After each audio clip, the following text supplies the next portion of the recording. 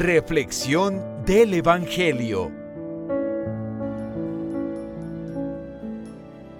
Gloria a ti, Señor Jesús. Hermanas y hermanos, hoy nos nutre el Señor con su palabra en el Evangelio San Lucas capítulo 6, versículo 12 al 19. Vemos en este pasaje que Jesús sube la montaña y se pasó la noche orando a Dios. Esto lo hace antes de elegir a sus apóstoles. Era algo muy común. Jesús en cualquier acontecimiento subía a la montaña a orar con el Padre. Pero, ante todo, Lucas lo presenta en un escenario. Es en el escenario donde va a tener una decisión importantísima.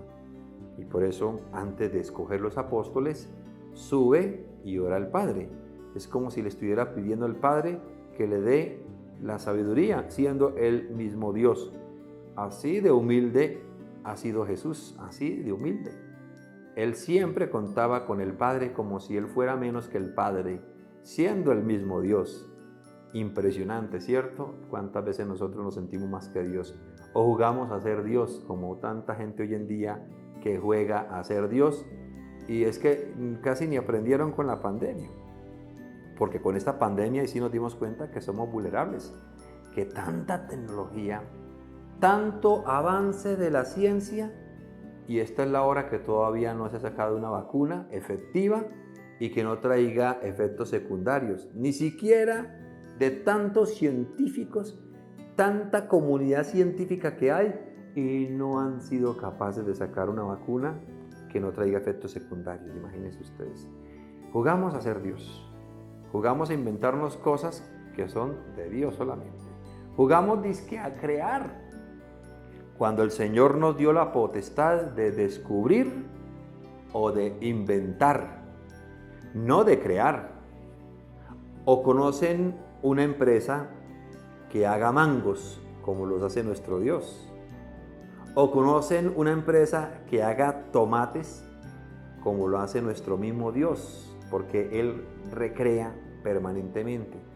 En suma, no somos nada ante Dios y queremos actuar como Dios, como si fuéramos diosecillos. Ese es el gran pecado. Y miren, Jesús, siendo Dios, Él sube a orar con el Padre y a pedirle que el Padre le ilumine para esta lección. Pero ya alguno dirá, pero es que Jesús no oró bien, porque mira el personaje que escogió, a Judas, sabiendo que Judas era un ladrón, era tramposo, era arrogante y sobre todo resentido, porque Judas sí tenía un resentimiento terrible, y el resentimiento es muy peligroso, porque todo lo que llevó a Judas a cometer tantas cosas fue por el mismo resentimiento, porque hay libros apócrifos que hablan algo de la vida de Judas y fue una vida muy dura, muy difícil, muy complicada. Pero ahí está, no fue capaz de perdonar y ahí fue como un instrumento para el demonio, para de esta manera entregar a Jesús. Entonces, ¿por qué será que Jesús, orando, pidiéndole al Padre su luz, por qué hizo una mala elección?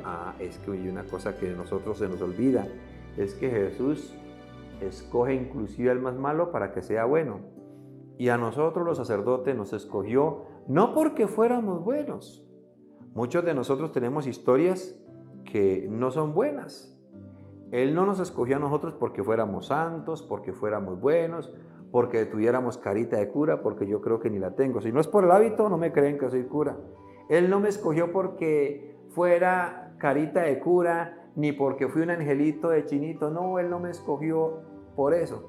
Él escogió a un sacerdote, pues porque quería que caminara en sus mandamientos, en su vida. Y Él escoge a las personas no porque sean buenas, sino para que sean buenas. Entonces, vea, le dio la oportunidad a Judas. Le dio la oportunidad siendo él un hombre malo. Otros aprovecharon, por supuesto, esa oportunidad, como Pedro, que era un hombre pescador y era también un hombre con sus errores, con su historia. Y comenzamos a analizar cada apóstol y cada uno de ellos tenía una historia no muy buena. Y así Jesús hace elección de personas que no es que fueran santas, sino escogió personajes que tuvieran errores, pero para que ellos cambiaran y mejoraran. Y también a todos nosotros Él hace esa elección de escoger personas buenas y malas, porque también yo conozco sacerdotes que desde su infancia han sido personas muy buenas y hasta tienen carita de cura de chiquitos. Eso sí es una realidad, como si hubieran nacido ya en este camino, pero no. Muchos de nosotros el Señor nos eligió no porque tuviéramos una vida de santidad, sino para que camináramos según su voluntad y sus sendas. Entonces, ahí no se equivocó Jesús y no hizo una mala oración. Ahí es la voluntad del Padre que se va viendo reflejada, porque también vemos en Judas esa oportunidad que Jesús da a quien, teniendo errores, puede cambiar. Pero después de escoger a este grupo de apóstoles, él dice el texto que se detiene en un lugar llano y había un gran número de discípulos y un gran gentío del pueblo. Tengamos en cuenta, un gran número de discípulos. Y ese gran número de discípulos encontraban un gran número de mujeres, porque es que la elección no fue porque simplemente eligió solo hombres y las mujeres, ¿qué? Es que las mujeres, vemos también ese gran protagonismo en el discipulado. Fueron muchas las mujeres discípulos y él escogió hombres y mujeres para seguir, y él seguía caminando, sanando personas. Escuchaban a Jesús y se sanaban con su misma palabra. Y el Señor sacaba esos espíritus inmundos y ellos quedaban sanos. Tanto era el amor y la fe hacia Jesús que bastaba con tocarlo para sentir la sanación. Nosotros en muchas ocasiones tocamos a Jesús con la mano o en la lengua cuando recibimos la Sagrada Hostia y pensamos muchas veces que es un solo pan. Si supiéramos el poder que tiene la Santa Eucaristía, cuánta sanación nosotros tendríamos, pero nos falta mucho creer en Jesús. Así que, hermanas y hermanos, Jesús eligió a los 12 apóstoles para que hicieran ellos la misión de seguir perpetuando su mensaje. Nos sigue escogiendo a todos nosotros, es decir, a todo bautizado, para que sigamos proclamando su palabra. Así que ahí está una misión no solamente mía, también tuya, para anunciar el Evangelio. Y la bendición de Dios Todopoderoso, Padre, Hijo, Espíritu Santo, descienda sobre ustedes y les acompañe siempre el Señor. Los siga bendiciendo.